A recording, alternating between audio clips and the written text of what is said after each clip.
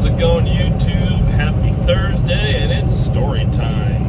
Bit of a change of pace here. Instead of yammering on about some oddball nonsense, I might as well give you an actual story. This happened this morning. Right, so I was on this load, delivering in the Detroit area to a particular food-grade facility for their safety and the customers involved. I won't reveal who they are, a broker or something like that. But anyway, suffice it to say, when I booked the load, they gave me the rundown that the delivery window opens at 5:30 a.m. and it closes at 1:30 p.m. So at any time between those two hours, show up and deliver. Okay, straightforward. So I called ahead to the receiver, got a hold of the guard check. I was like, okay, hey, I had this load, and they gave me, information on the delivery, and it turns out I ended up being 3 hours early, didn't know I had an appointment, yada, yada, yada. I want to call ahead and make sure, how do you guys do things? How do you flow? Do I have an appointment for my delivery so I don't end up, becoming a problem for this delivery? Guard check had no idea what I was asking about, couldn't give me any information. All right, fine, fair enough. They're just the guard check. All they do is check trucks in and out. That's the extent of their job. It's someone else's, responsibility entirely beyond that point. Okay, fine. Well, fair enough. They said, just get here, and then, the yard guy, he takes care of all that. He'll let you know what's going down. You get here in the morning, you talk to him, he'll sort you out. Okay, fine, fair enough. So I do. Get there this morning, and I get checked out at the guard check, go on through to the yard itself, talk to the yard guy, tell him what I've got, and he says, oh, dude, you're boned. You're a day early.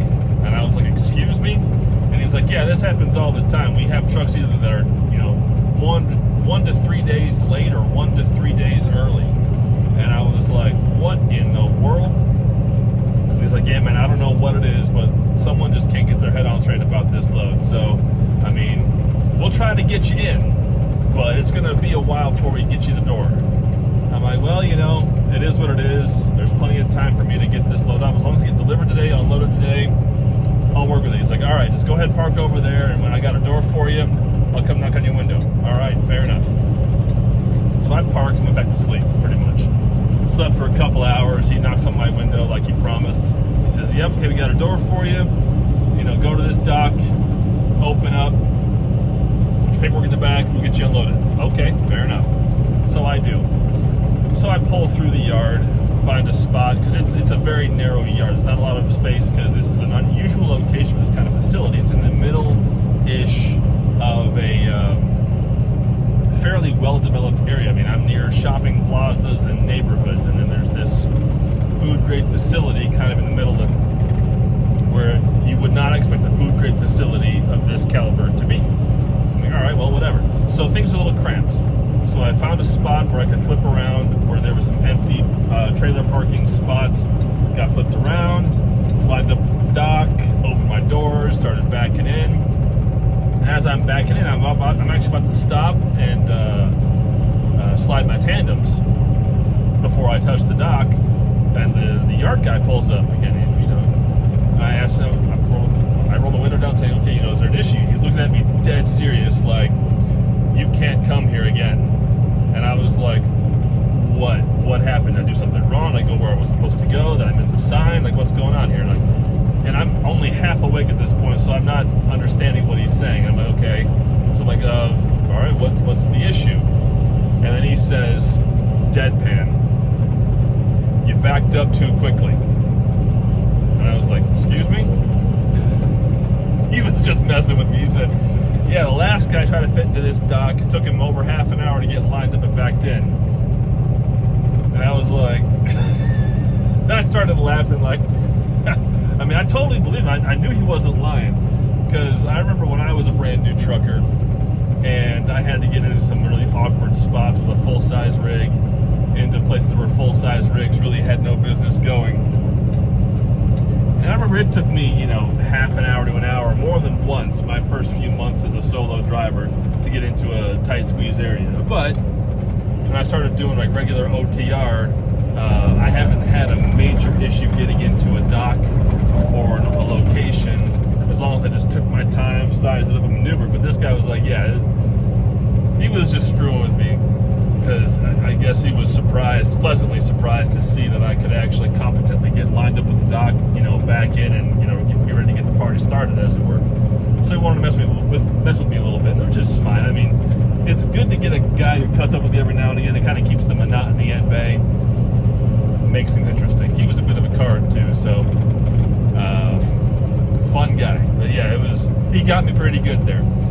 Because I thought I was in some serious trouble, like maybe someone had called the broker or the shipper and said, yeah, you guys can't keep doing this, and we're gonna, block you or ban you or do something else that, so you can't do this anymore because it's screwing up our process. But it turns out he was just wanting to mess with me for the fun of it, because it turns out apparently I was a more competent driver than he was used to, which I will happily take that compliment and, go on about my day with another feather in my cap. So that's the extent of the story. But the follow-on to that, the reasoning behind some of this mess is that, when the broker called on a check call to make sure I got to the receiver, I told him, yeah, everything's fine. I'm in the dock, about to start unloading it right now. But here's the story. This is what happened this morning. Is what the yard guy told me. This is what's been happening on a routine basis with this load or with these deliveries. So there's a disconnect of information between the shipper and the receiver. Like, someone's not, doing their due diligence, and we're going to end up caught in the middle. And I would hate to have another driver get caught where they're just so overloaded with stuff coming in that a guy who was technically on time according to the information you guys have ends up having to, wait a day or come back in a day or 2 or 3 because, the receiver's docks were just loaded and they had nowhere to put anything. So I passed it on to the broker, and they said they'd look into it. Hopefully they do, because that strikes me as a pretty significant issue, and that's a problem if a shipper and a receiver can't get themselves on the same page where people know what's happening and when it's happening, rather than finding out when you think you're on time and it turns out you're a day early or worse, and they have no ability to accommodate you. I got lucky; they were able to get me in, get me unloaded, but I would not be surprised if in the past people have gotten shafted and had to wait a day, and it cost a lot of time and some money in the process, because with us on the road here, if our wheels aren't turning, we're not earning. So it's just the way it goes. Anyway, that's the story for today. Thank you so much for watching, and I will see you down the road.